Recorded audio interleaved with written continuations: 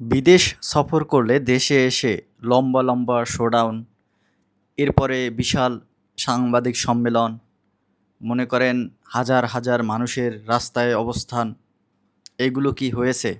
না। এক কথায় এগুলোর কিছুই হয়নি। প্রধানমন্ত্রী তারেক রহমান তিনি মালয়েশিয়া, চীন ভ্রমণ করে দেশে এসেছেন। কিন্তু এগুলোর কিছুই হয়নি। এখন কেন হয়নি?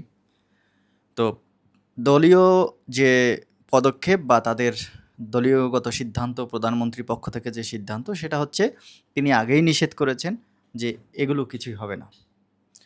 কারণ তিনি আগের যত রীতিনীতি আছে সেগুলোকে ভেঙে দিতে চান, যে কাউকে সংবর্ধনা দেওয়ার জন্য বড় আয়োজন না করে স্বাভাবিকভাবে অল্প মানুষ দিয়ে রিসিপশন করানো এবং সেভাবেই এন্ট্রি করা, যাতে সাধারণ মানুষ ভোগান্তিতে না পড়ে।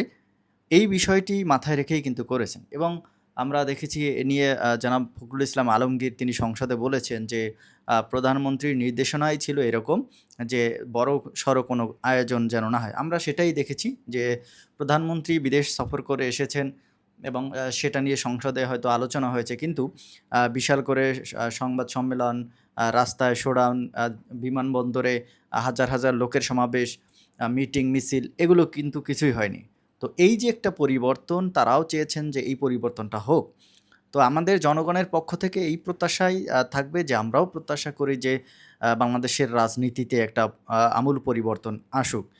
যদি তারেক রহমান প্রধানমন্ত্রী তিনি যদি এই পরিবর্তন নিয়ে আসার চেষ্টা করেন বা এটা থেকে তিনি যদি নিয়ে আসতে পারেন, তাহলে আমরা সেটাই উপভোগ করব। জনগণের ভোগান্তি না হয় এমন কর্মকাণ্ড হোক, সেটাই আমাদের সকলের প্রত্যাশা।